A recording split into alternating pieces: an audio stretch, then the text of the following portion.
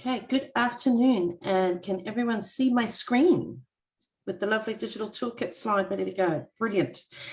Good afternoon and welcome to Digital Toolkit 2021, the only place to get the latest tips, tools, tricks, and insights to help your business grow online. We are live on Facebook every Wednesday from 1:30 to 2:30, and we love to hear your challenges, your questions. Please do make sure you like our Facebook page, Digital Toolkit 2021. Visit the website, digitaltoolkit.co, to register and join us live in session. The giveaway for today's session is, for the month of June, is my candle smell. So we do have these really very lovely handmade fragrance soy candles. There are 3 to give away.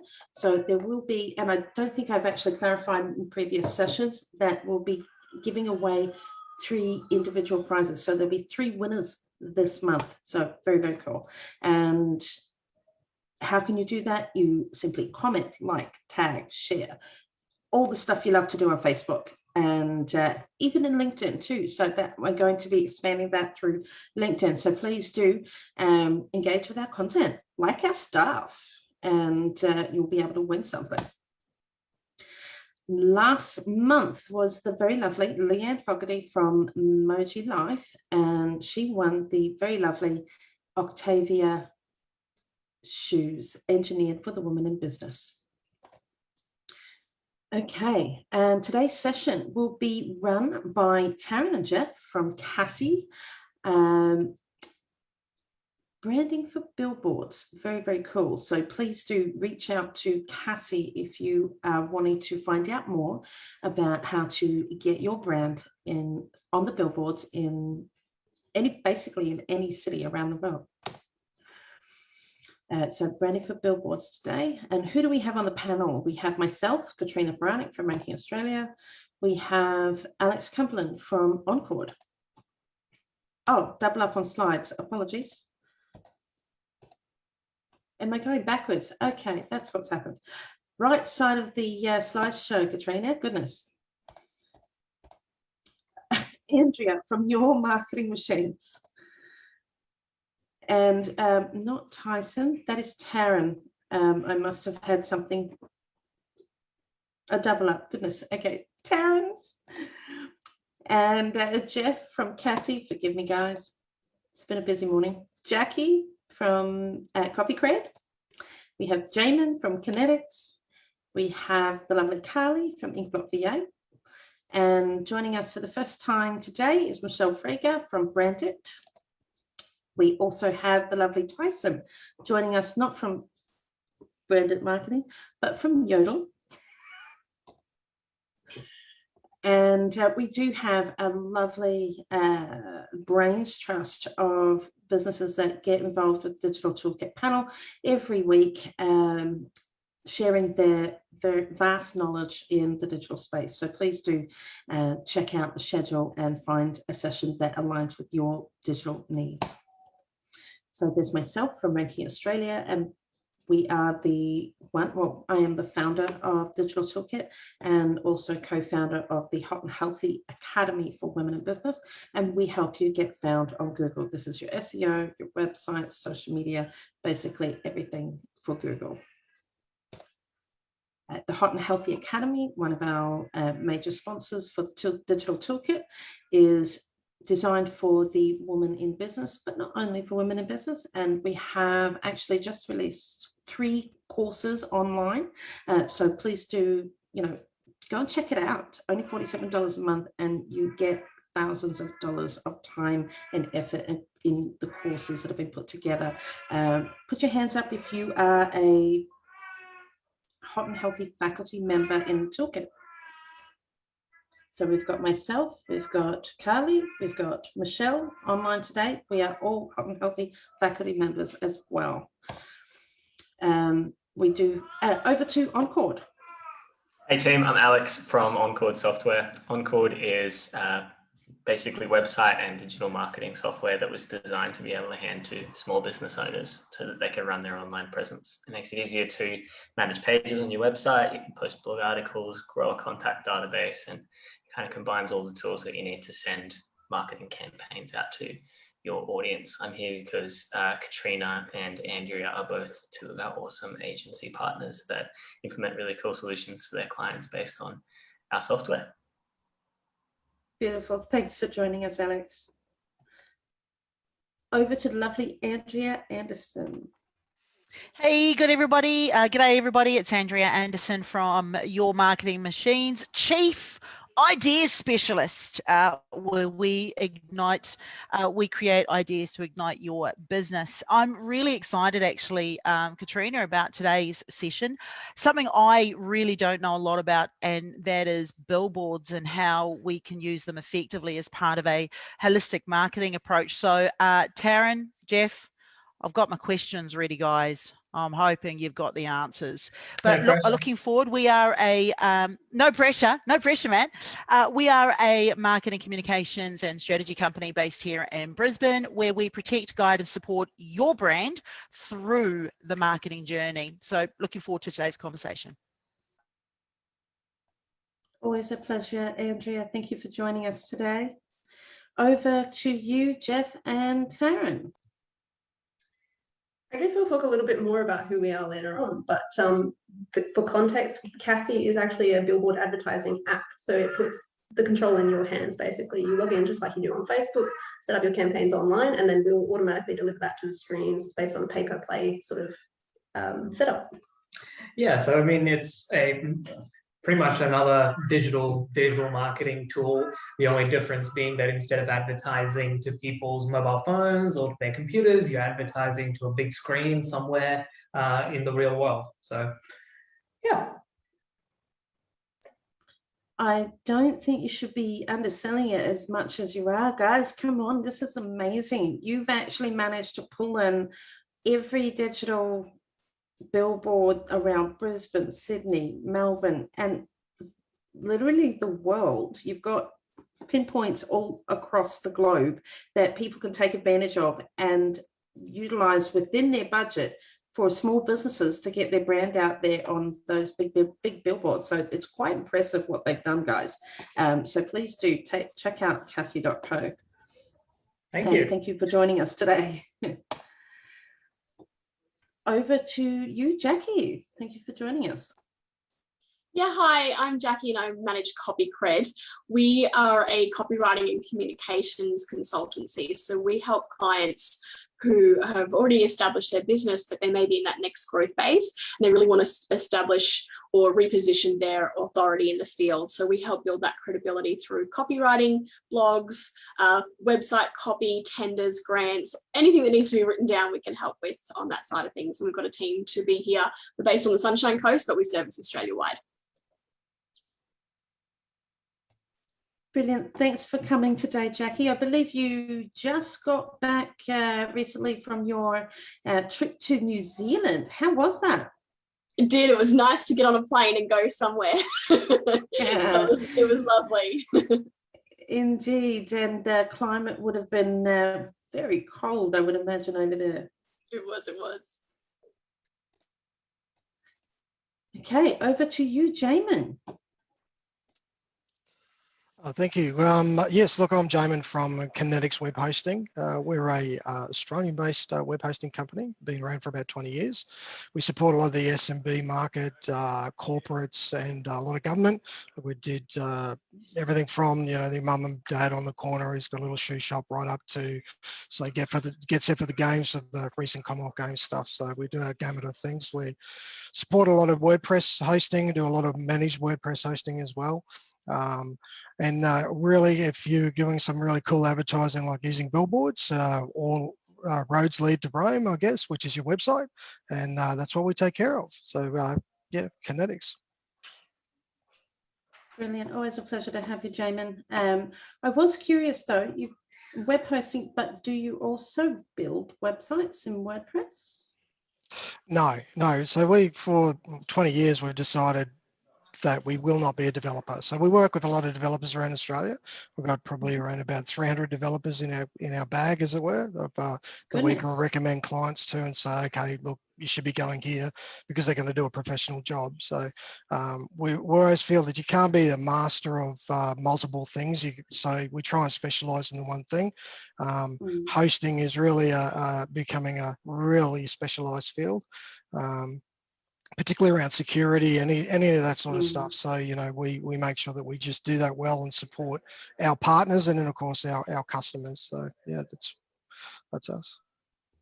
Actually, Jarman, I just had a meeting with a colleague of mine who has shifted everything off their Amazon all to you guys.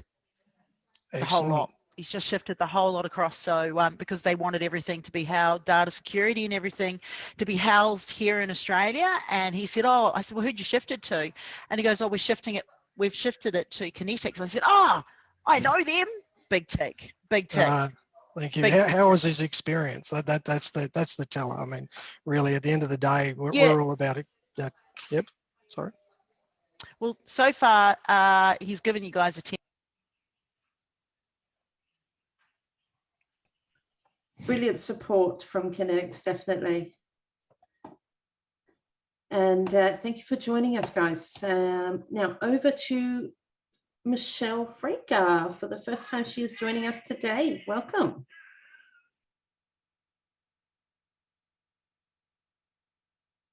You're on mute, sweetheart. Yeah, you keep muting me. So I'm on my phone. Hi, I'm Michelle Freaker. I own Brandit. We specialise in branding pretty much from the top point. So we do marketing strategy, branding, and then through the digital and traditional channels. We very much specialise in outsource marketing. So a lot of companies that we work with need want access to, I guess, my marketing experience. So I act as their outsource marketing department, and then my team execute all the work on their behalf. Actually works as a really good model.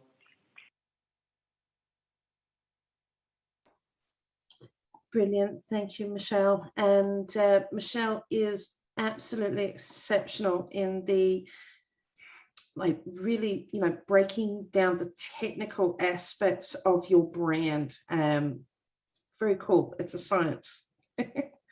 We're very privileged to have her on the toolkit. So thank you for joining us.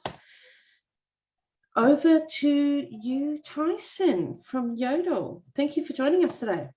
Very first session. It is. It's very excited to be here as a lover of billboards, which we were talking about over beers last week with the guys from Cassie. So I'm very excited to hear about that. But Yodel is essentially, a local marketplace to help small and medium mum and dad type businesses to stand out amongst the crowd. So we're a hyper local business directory helping people to eat, shop, work locally. So we connect through to things like Uber Eats, Menulog, WorkPack, whatever it is, we bring it all together into one place, but we make it so it's an even playing field. So it's what's closest to you as opposed to who pays the most money, who has the biggest budget, who has the biggest marketing spend. We level that playing field to make it fairer for mum and dad businesses and also provide variety and choice for users when they're out there shopping.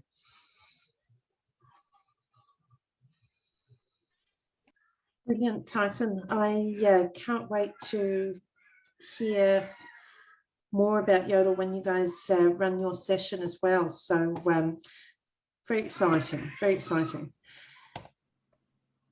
Over to you, Carly, the lovely lady from Inkblot VA who takes care of everything that drives me insane. Hi everyone, my name is Carly. As Katrina's just said, I'm from Inkblot VA. We're an Australian virtual assistant company and we provide remote admin support. We do the general duties that business owners loathe doing. They don't want to have to do it, but it is part of them having to run their own businesses. So they offboard that to us and we get it done in the background while they're off going being superstars in their own businesses. I love being on the toolkit. I'm still relatively new to business myself, and it has been an extreme learning curve. guys, you just bring so much value each and every week. I write pages of notes and then go, oh my God, how am I going to do all of this? So there are plans, there are lots of projections, but thank you so much for contributing your time. I'm not even thinking about everybody else. For me, it is super amazing. So thank you so much for your time. And guys, let's get started on this Billboards-ness of today. Brilliant. Carly, thank you for acknowledging everyone's effort and time that they do bring to the toolkit. But just a thought here, my dear, you have been in business for a number of years. You've been in business for yourself for a few years now. So you haven't just started. Does it count, really? It's 2. You still have quite a lot more experience than someone who's kind of just starting out, just thinking, you know, it's still a little, you know, baby thought. So thank you again for joining us, and we will get started. I hope that everyone's got a cuppa, a cold drink of water, because you don't want to miss out on the tidbits and special nuggets that you're going to learn about branding for billboards. And I'm going to hand it over here to Taryn and Jeff from Cassie app. Take it away.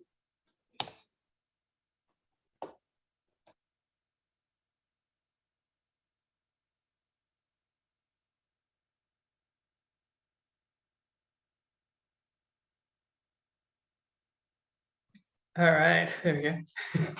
Had to unmute. It's like the #1 task you always forget to do.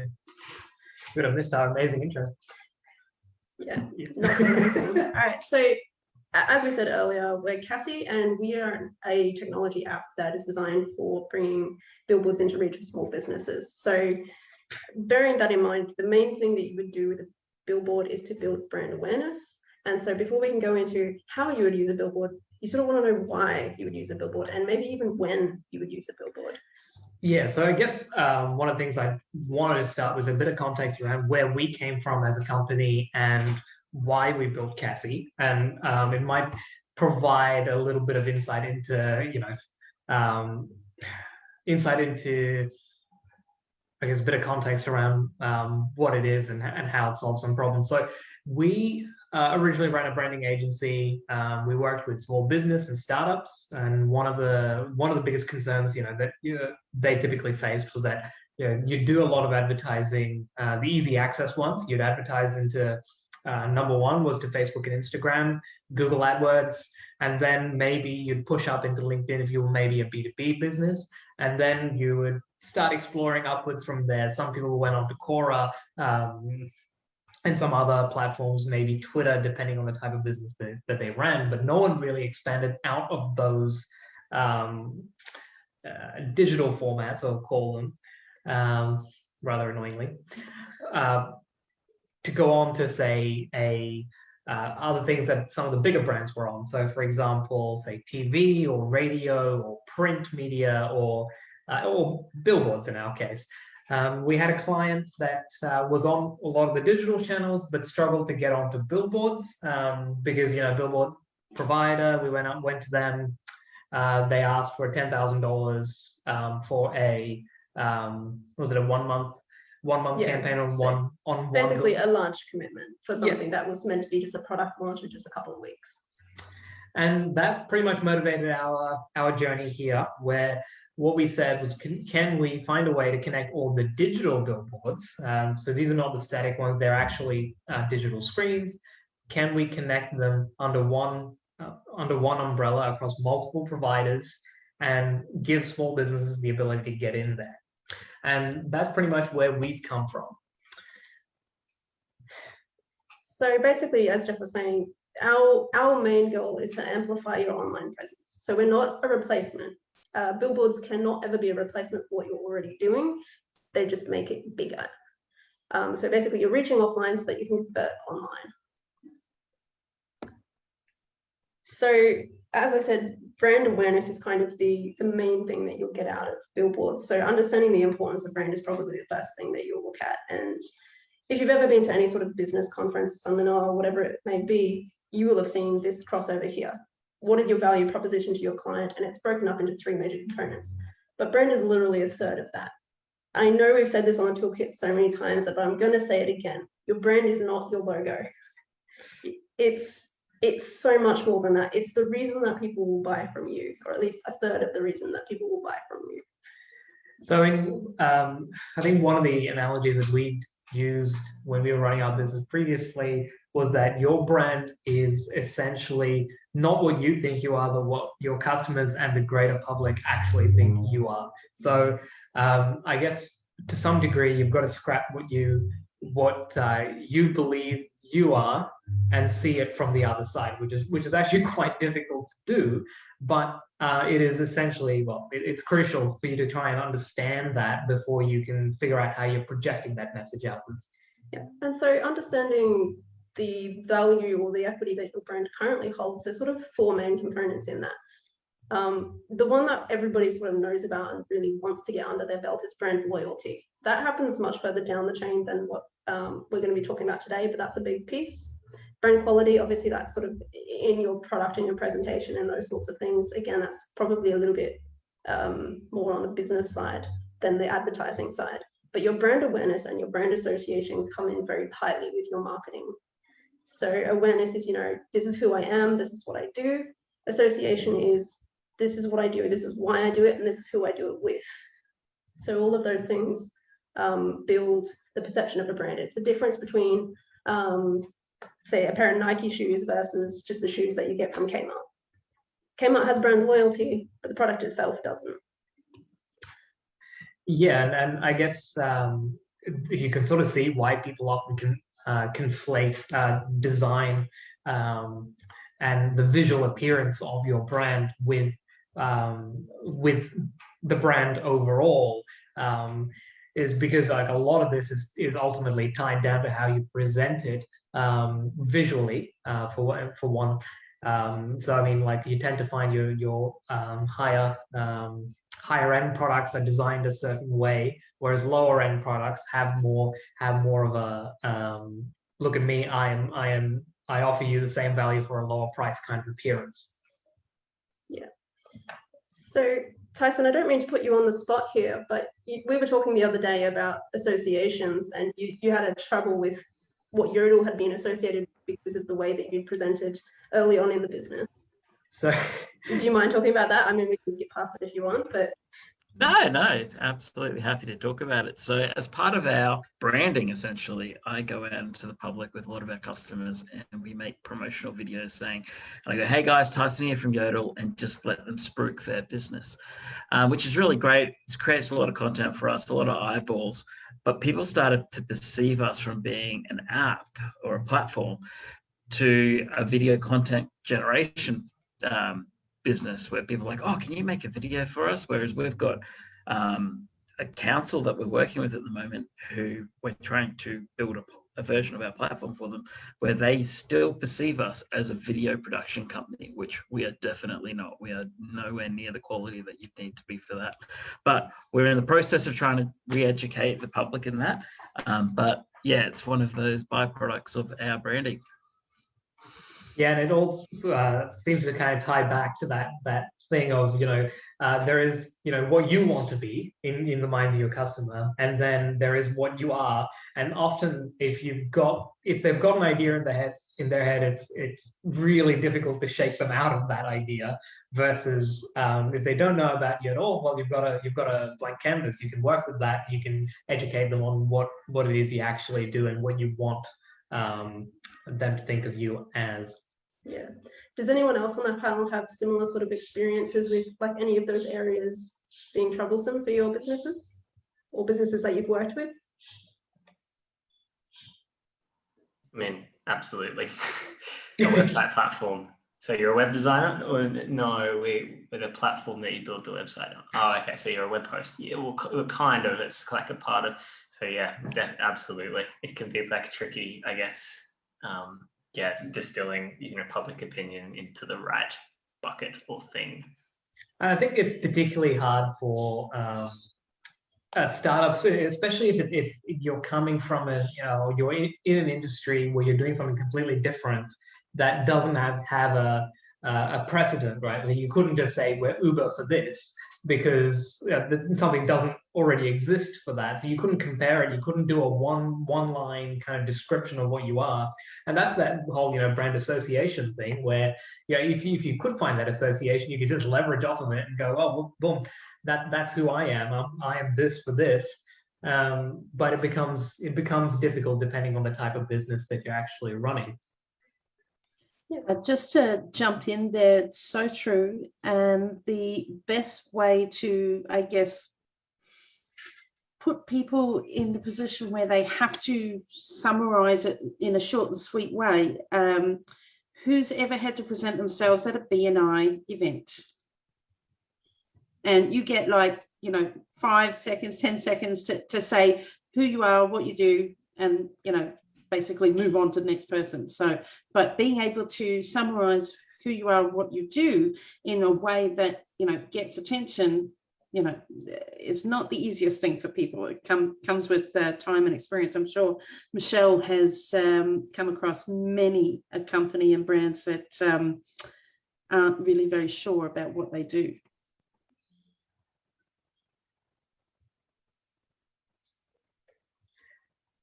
Excellent. I guess Sorry, just unmuting business is taking me time. So the thing with people struggle with the elevator pitch. It's quite possibly the thing that we overlook when we're doing our brand, our strategy, and all the things in the middle.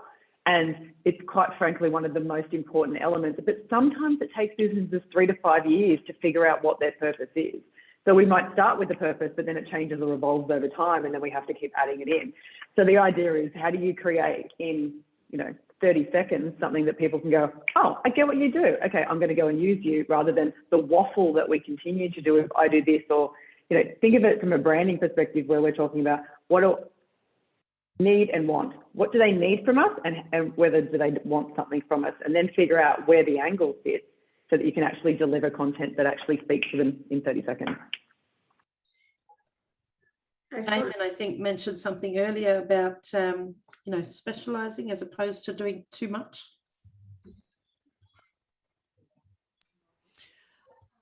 I definitely agree here with what Michelle just said. And I think of Jarman's business who's been around for, gosh, he doesn't look like he's been around for 20 years. Jarman, you're looking pretty smooth today, dude. And it's always an evolving element. Your brand should be evolving. How you position yourself in the marketplace is always going to be evolving. If we think back 5 years, we had never heard of Uber, Airbnb. They came from out of nowhere. They were complete disruptors to their respective industries. And they essentially recreated how we communicate when it comes to ride sharing and when it comes to accommodation. They didn't pigeonhole themselves, they smashed it. I would suggest that you've also got the same with Tyson's business with Yodel. I mean, where the hell did you get the word Yodel from? It's like, where the hell do you get the word Cassie from? Like, I don't know about you guys. You guys don't look old enough, but do you guys remember the old Casio bloody right? Okay, only the old ones here in the room know what I'm talking about, right?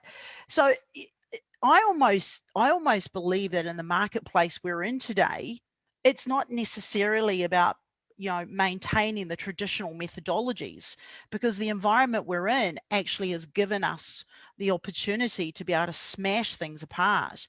And I see your billboards as I just see them as being like billboards of the 22nd century, where they're just this incredible way for you to be able to get your message out. But, I just believe that we're in such an incredible part of the marketing environment that there are no rules to a degree anymore. Those rules have been broken. It's like Google. Who the heck would have thought that Google would be what Google is? I mean, when it came out, in the 90s, I think Google came out, people were like, what the hell is this thing called Google? So I think, you've got opportunities here to present yourself in any way, shape or form. Yeah. Yeah, for sure. Oh, here's the thing. This is incredibly exciting for me because I've never heard of you guys before, and this is the first time I've come across it. And I didn't say earlier, but I'm the chair of the Queensland Australian Marketing Institute and heavily involved in the AMI. This is exciting disruptive behaviour. So I cannot wait for the rest of this to see how that I and all of my community can actually start engaging with this for that probably larger of the small business side to actually integrate and do some really cool stuff. So educate me. No worries. All right, so we've all seen funnels before. We all know how they work. You're basically taking a big audience and narrowing it down until you've got your purchase right at the end. So following the same sort of ideas, you know that you've got your awareness piece. This is who I am. Engagement is like when the customers are actually talking to you but not ready to buy yet. You know how that goes. We've all seen the funnels. But not all funnels are created equally. And depending on what size or stage your business is at or what type of business you run, you're going to have a different shape funnel. So we all like to think about this nice, perfect one on the end here. That's never how it really looks. So when you're a smaller business, you're going to have quite a narrow funnel because you probably don't have the capital to have any wider. If you're maybe a business that focuses on B2B sales, you might focus more in on the lead section than you would on the awareness because there's only so much you can handle at one time anyway. Then you've got things like blog websites where they make their money from their marketing. So there isn't actually a sales process. It's all about the awareness and it's all about the leads because you're driving people to a place so that you can earn money from them actually just looking at your content. So there are times when the funnels are intentionally the way they are or because of circumstances they're the way that they are, but there are also times when they shouldn't be the way that they are. So what's a not so sexy funnel? And this is something that we've seen in our previous business, a lot of smaller or newer businesses struggle with, which is the bottleneck. So you've got a really narrow awareness piece, a really wide engagement piece, but you're continuously advertising to that same crowd. And so you're not bringing in new clients. You might occasionally get them repeat clients, but bringing in the new guys is kind of what you want to aim for at a certain point.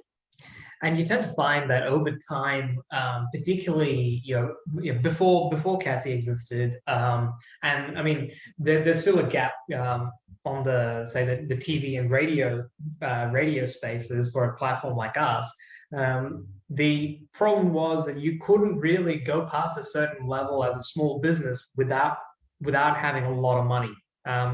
So what ends up happening is you tend to start hammering lots of marketing budget into the middle part of this funnel, trying to make it wider and wider, but the awareness piece just doesn't exist. And because of that, you've got that you're making that bottleneck situation worse, and you're ending up burning cash through the middle of that funnel because you're just like Taryn said, you're just advertising to the same people over and over again. People, and we've seen articles quite recently that you're advertising to people who are going to buy anyway, and they just happen to click on your ad, and you just bias your own measurements. And I guess it's important to know where you are in the stage of your business, because sometimes this is intentional too, but other times you sort of go, am I getting the most out of this budget? And at the point where you find that you're not getting new customers through, or you're not pushing people all the way through the funnel, that's when you can start experimenting with things that actually increase your awareness a bit further. And I mean, billboards and TV, we call them top of funnel, but realistically, they're not the only awareness media. Like anything online can also be awareness, but as long as you're sort of trying to get out to broader audiences. So why is the top so important? We've talked about awareness and engagement. I'm going to leave the bottom because we talked about sales in the last session. Basically, your awareness, the way I categorize them is awareness is passive and engagement is active. To me, I see them as almost so close together that I would even merge them together personally, but everybody has their own opinions on that. So basically for awareness, you're looking at perception, recognition, familiarity, and knowledge. Those are all passive behaviors. And they come from impressions or contacts with your business. So for perception, it's like the first time that they've seen you. Recognition is, seeing you frequently, maybe in different places, maybe the same places, but you're sort of getting familiar. The more times they see your business, the more they understand about it, the more familiar they become with it. That's all passive. And then you've got your engagement piece, and that's all active. So that's observing you. So you're liking things online, you're opening documents, you're watching videos, your actual engagement online, which is clicking, follows, website visits, participation in things like this, where we're looking at So the toolkit, where you come in and ask questions, or you'll follow a page, or you'll make comments on posts, things like that. So that's sort of how I segregate the two. And to me, you have to have that awareness piece in order to gain the engagement piece, but that engagement piece kind of just cycles on its own, whereas the awareness is sort of, it has to always be there, in my experience anyway. Do you have a sort of similar experience with that, Michelle?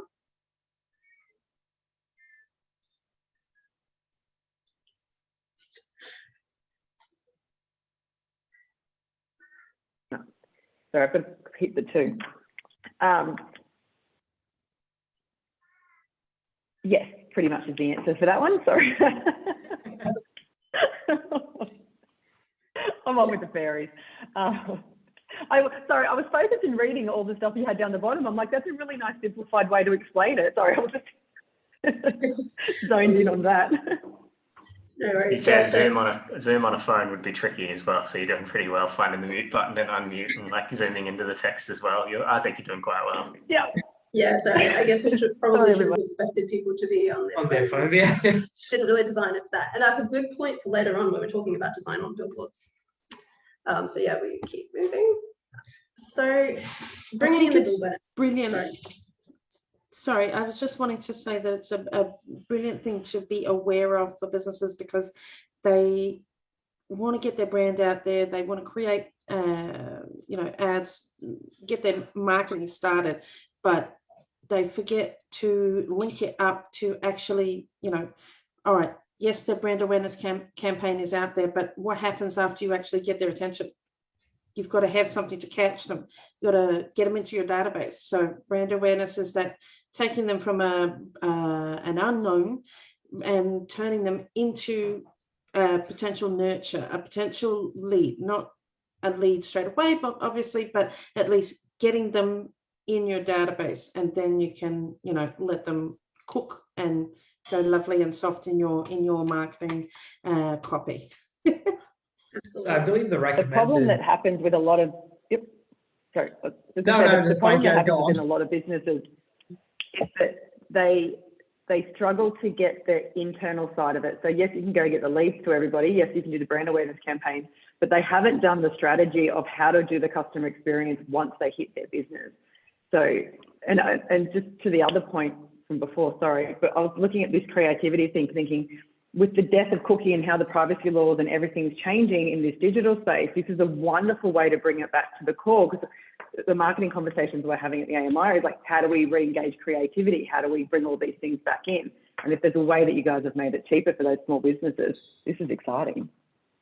Yeah, absolutely. And I guess we see ourselves very much as a bridge between that digital aspect and the traditional media, because in a traditional sense, you had to have a big budget and the aim was just to get out there as frequently as possible. Whereas because we can be very flexible in the way we deliver, we can still do something very similar to what you do online, which is targeting your audience based on pretty much where they're going at what times of day. So you can really break it down to where your audience is. And that's actually a great segue into the next slide, which is our golden rule. Your audience will drive your creative, which is your ad, and all the content that goes into it, whether it's your visuals or your written messaging, whatever it may be. And then that creative will drive the placement. And this is true of any type of campaign. Your placement could be Facebook, it could be LinkedIn, it could be billboards, it could be TV.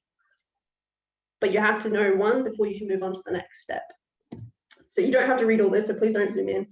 We just pulled this from a slide from elsewhere. But the idea is basically know your audience first. Who are you talking to them? Sorry, who are you talking to? Why are you talking to them? And why do they want to hear it? Then you talk about the messaging. What is the message that you want to put across? Messaging is probably the hardest part. Most people have a vague idea, at least, of who their audience is, but then knowing how to talk to them is actually quite difficult. And some of you guys might actually be able to add to that as well. What sort of struggles have you seen in businesses that you've worked with where the messaging makes perfect sense to them, but it doesn't mean anything to you or to who you think their audience should be? I can tell you I see it all the time as a copywriter. Clients have a vision of what they want to be or what they want to do, but they forget that they need to communicate it in the way that the audience needs to hear it and understand it. So there's a big gap quite often between the business and the end audience. So it's really about that clarity, simplicity. We call them key messages. And it's about coming up with those things that people remember, similar to the elevator pitch, but short things that make you different from everyone else that people will remember. And I think that's a big struggle for business owners. Even for myself, when you're in your own bubble, it's really hard to step out of it and see it more holistically. So I think it's a big struggle for businesses. Absolutely, yeah, and for particularly for visual based sort of media like Instagram, billboards, and those sorts of things, if you have a verbal message, call it verbal, it's not really verbal, but like you want to put text on your screen, it's got to get to the point in like 3 to 5 words. Otherwise, no one's going to read it. And breaking your message down to that tiny piece is quite difficult for a lot of people, and it's probably one of the things that makes your advertising less effective is by not knowing what that message should be or putting the wrong message there. Yeah, I think people I think worry. what happens with small business, sorry.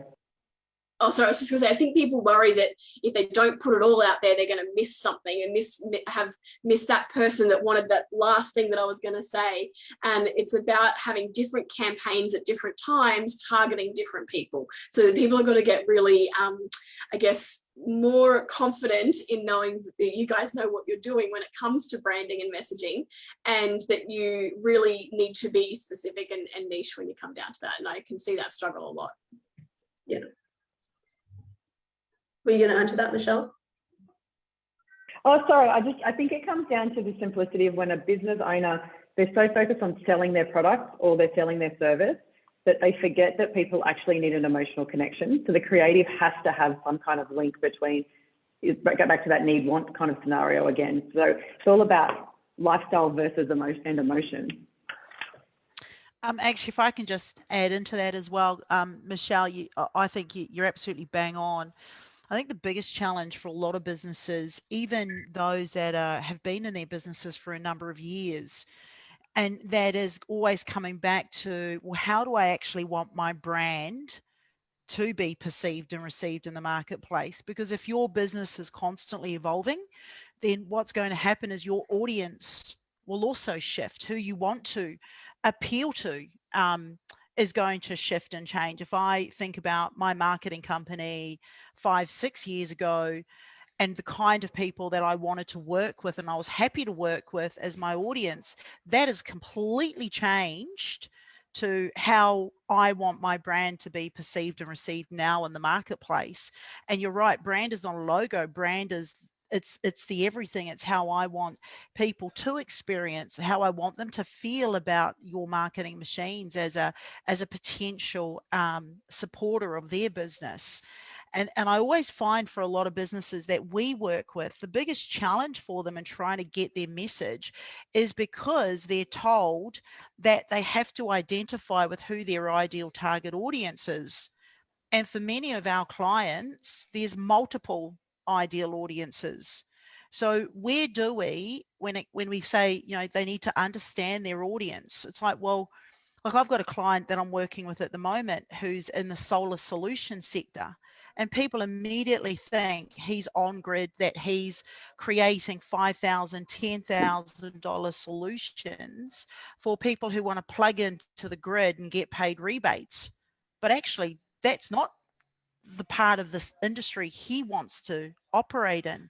So I think we've always just got to be a little bit wary when we are having these conversations about audience as to, well, do you want them to only just appeal to a particular audience, or does their messaging, which is what Jackie was talking about, does their messaging actually need to align across those audiences, but more so align in with how they want their brand to be shown? And how they want their brand to be presented to the market. Absolutely, couldn't agree more. And yeah, after that, once you've got your audience set, your message set, the last thing is placement. So what are the best placements for this message? And realistically, that's a tool, it's a vehicle. It doesn't do any of the work. All the work comes beforehand. So we can keep them. Oh, and then it's a billboard design tips. So if anyone wants to sort of chatter about anything that you guys have experienced in terms of branding, or any questions that you had about billboards in particular, shoot. Nope. Alrighty, we'll keep moving then. So I guess because we're talking about quick question. I mean, optimizing for cost. So just coming back to the pricing of the billboards. So I guess traditionally, people expected to pay up into the, tens of thousands of dollars for billboard marketing. But what's the price breakdown for, obviously this is applicable for small business. So what are people actually looking at for marketing, for, I guess, a starting marketing budget for Cassie app billboards? This will vary quite a bit depending on the industry that you're in and who you're targeting. I've seen $400 campaigns outperform $4,000 campaigns, purely because they had their audience and the position targeting and all that sort of stuff sorted out, and they knew exactly what they wanted to say and who they were saying it to and when. There was a lot of strategy put behind the actual campaign and a lot of work to track the performance of that campaign, even though they only actually spent $400 on the advertising itself. So I think what you tend to find, okay, so with Cassie, for example, we sell on a very similar basis to Google AdWords or Facebook ads. So you pay per, on Facebook they call it as a pay per impression. We call it pay per play, because the actual showing of an ad on a billboard or a field station bouncer or a doctor's surgery, you pay a couple of cents for each of those. But the trick is, those couple of cents add up, and you want to make sure that every single one of them counts. The best way to do that is to invest as much time as you possibly can in getting the messaging right and knowing where the audience is, so you know where to reach them. So one of the examples is one of the clients we worked with. This is a $400 campaign that Aaron's talking about. They were promoting an event that was a cycling event, and they realized that, okay, so the best audience they were going to promote this to were people who go to the gym, but not just people who go to the gym. They wanted to target the spin classes in those gyms. So what they did was they did some research on, okay, when are these spin classes running? And they said, I only want my ads to play during those times that those spin classes were running. And because of that, they constrained their spend down to something like 2 hours a day. But which doesn't seem like much, because traditionally with a billboard you'd be on 24/7. But with this, they'd constrained it down to the times when they knew a receptive audience was there. But the proof in that working was that this particular client found out that their campaign had essentially outperformed their own social media campaigns, which was, for them, it was quite surprising, because you don't typically expect to get a return on investment directly measurable through billboards. Even we don't recommend, we don't say that you can do that.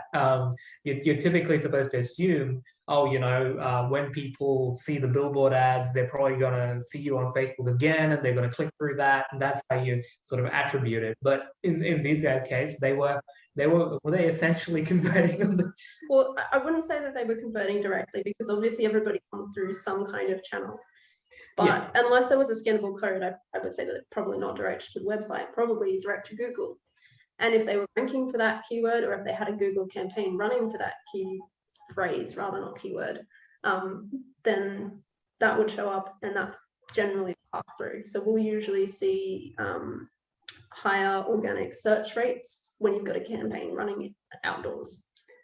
And yes, I mean, like there's a degree, or there's actually a huge amount of optimization work that can be done to prevent you from scattergunning your entire marketing budget on, because we've had clients try and target the entire state of New South Wales with $1,000 budget, which meant that their ads were scattered all across something like 2,500 screens.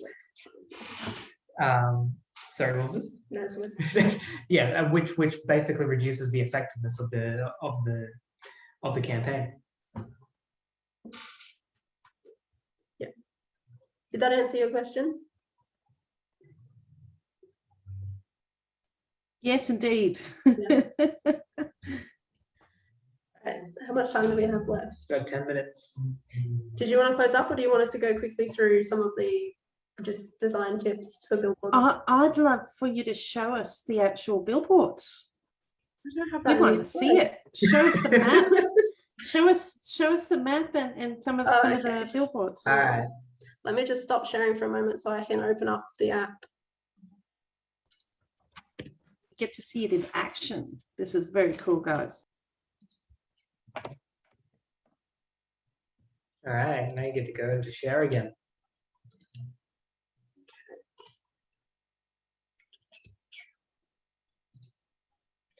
All right, can you see the map? Yep. Excellent.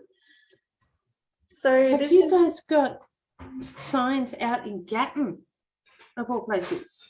we have basically all the major parts of Australia and New Zealand.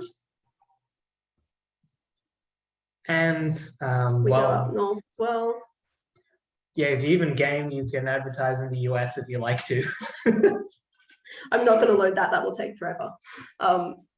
Yeah, so most of us are in Brisbane, so I guess we'll just zoom in a bit closer there. So basically what you're looking at right now, this is our sort of how you select the screens that you're interested in if you were to run a campaign on Cassie. Each number within the circle represents a number of screens that's available in that area, and each pin is an individual screen. I say screens because not everything we have is billboards. So you'll see here, this one is a doctor's office. So this is a TV. Get a bit of information about audience over each day of the week, each hour of the day. It also gives you information on the screen size that it has, for example. So if you sorry, too late. On your turn. On your... But yeah, so there's a few different venue types. There's your gyms. I think there's a billboard. What are you? You're another doctor. So there's all sorts of locations available. Say we wanted just gyms, we could say I only want to see the gyms, and that'll show me all the gyms in Brisbane. So this is kind of how you would pick what sort of venue types you're looking for and what areas. You could say I just want one, we'll add you, or you could do this and grab a really large area around Brisbane, and it will select all of those sites for you. And then from there, you know, that's essentially the campaign selection process. You know, you pick whichever board you want, and you can even, so we've got another tool, so when you log in, that allows you to upload any kind of address information you have. You've got the addresses of all your customers and you want to just target them specifically. You can find every screen within, you know, 100 meters of your customers and deliver an ad to any of the screens that are there. So there's a lot of flexibility, and I think over the next couple of steps, you can, you know, upload your creatives and artwork, and kind of just, yeah, the sky's kind of the limit with this, or rather, the billboard's the limit. No. So guys, I'm just thinking of my solar client, and because we are actually doing a complete rebrand of the whole thing, the whole kit and caboodle, so we can completely reposition him in the market he wants to be in. So he does off-grid solar solutions, so complete off the grid using lithium battery inverters. So if I was to come to you and go, guys, I want to include this as part of his brand awareness strategy, how does it work? Would I say to you, hey, I want to be in these areas? So would I give you the geographic locations, Or would you then go, well, let's see where the geographic locations already exist, and let's see if that falls within the region that you're wanting to essentially build his brand awareness? How would it work? You could approach it both ways, really. You can pretty safely say that we'll have anything in the capital cities, not necessarily every format, but there will generally be something. If you're looking more in the rural areas, it will usually be like the medical screens or fuel stations, things that are sort of everywhere. The idea is to be self-serve. So actually, if you have, oh, we don't have the app up, that's annoying. If you have your own sales data, so say your client knows that he's performing well in these areas and poorly in these areas, if you were to say, here are all of the addresses where I'm performing well, this is where most of my sales are coming from, and you put that into a CSV or an Excel sheet with addresses, and you could plonk all of that information onto the map, like how these red dots are. So in this case, I just searched for a particular point of interest, but if you actually had the addresses, you could do the same thing and upload it directly to the map. And you'll be able to find clusters. So you'd be able to see, look, all my customers are within this narrow region. And if I wanted to expand out from that region, I might say, look, I'm not going to necessarily, or rather, I'm going to run one type of campaign, like a defensive campaign, to try and keep those existing customers and try and grow that through referrals or however he wants to grow that there. But I want to target a new suburb that I think is a really good candidate because they've got, you know, the correct amount, the right social. It's a social. rebrand. You might even target your existing customers and say, hey, you look different now, you know, something like that. So yeah, that's probably, if you have sales data available, and not everybody does, but if you do, that's the way I would recommend approaching it. And if you don't, I would say that have a look at where your clients are sort of traveling, the postcode suburbs that they're traveling in, and try to target things around that area.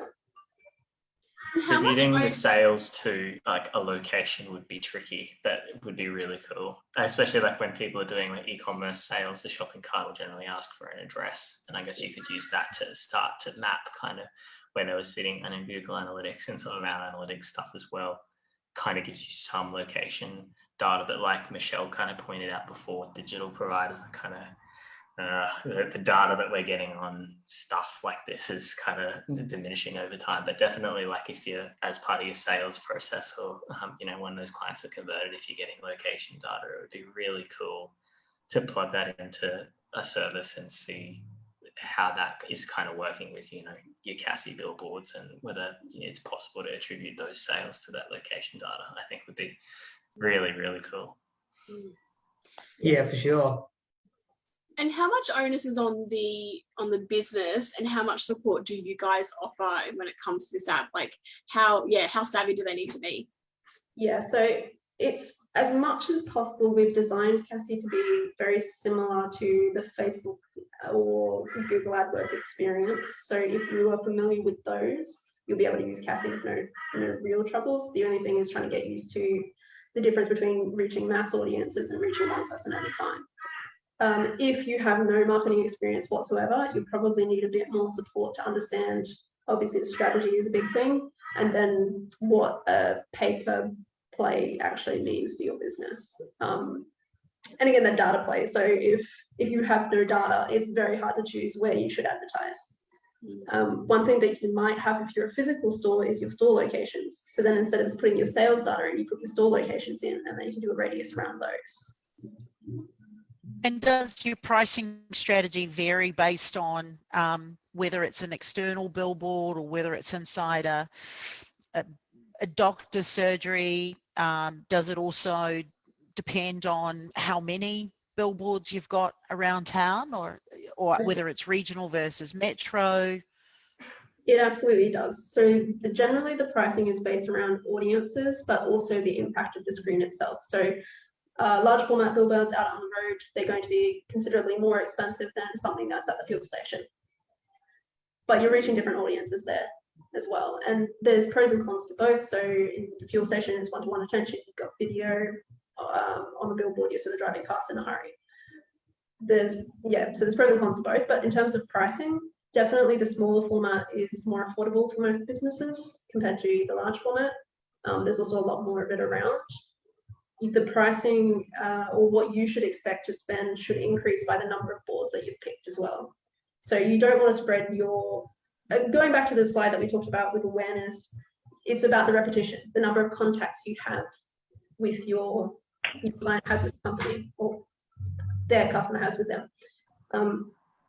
So the more often they'll see your ads on those same screens or screens around it, the better your campaign will perform. So it definitely is dependent on how many screens you select and also the format that you're using. Karen, is it auction or is it a book time?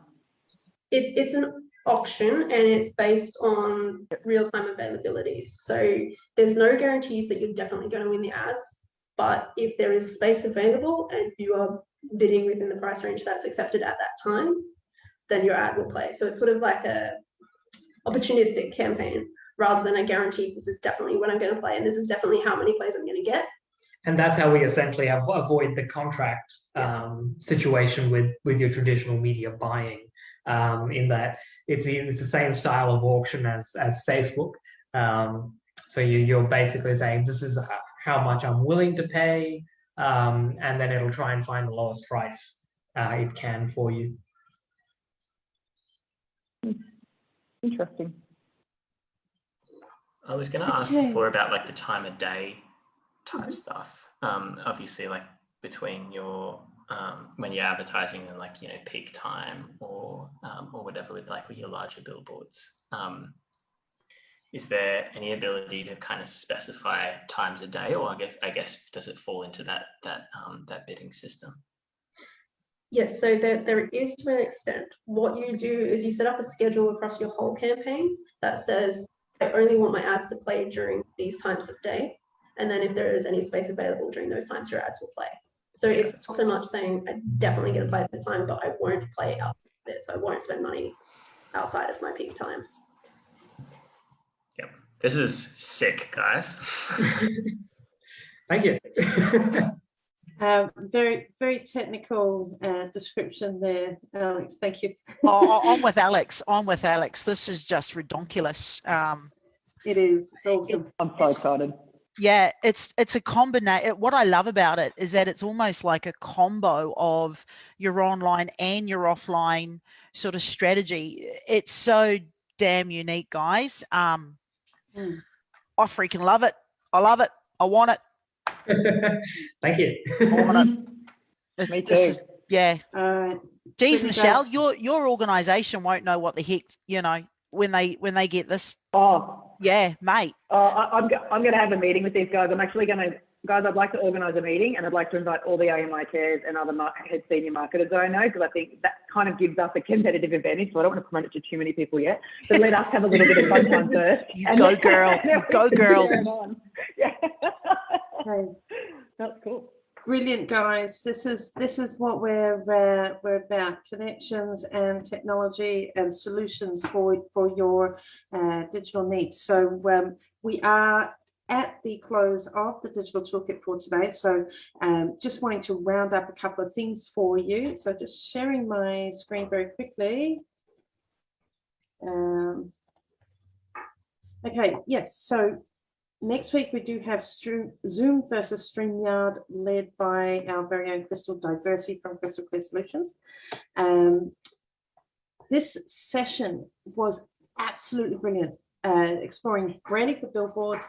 Key takeaway, make sure you have filtered your brand message for clarity of service offering, for clarity of your service offering to match your target market, and your brand awareness campaign needs to be paired with some form of engagement platform, whether that's your website, social media, where you're going to catch their information, catch the data, and essentially get them into your database. So, and not only the fact that billboards are actually available and affordable for small business, so and highly customizable for time, pricing and location. So big thank you to Taryn and Jeff from Cassie App for presenting today and sharing their insights and experience for branding for billboards. So once again, big thank you for joining us here on Digital Toolkit. Every one of our panel members are giving up an hour of their day to bring you their experience, and basically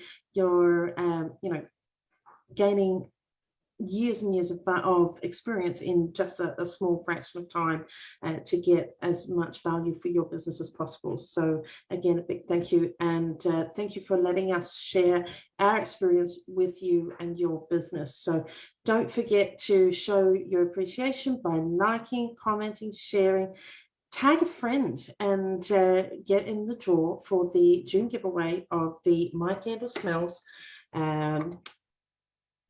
giveaway for the end of June. So until next Wednesday, please make sure that you join us online, register, watch us live, and get paid, get found, and grow your business online. So a big thank you, and until next week, bye for now.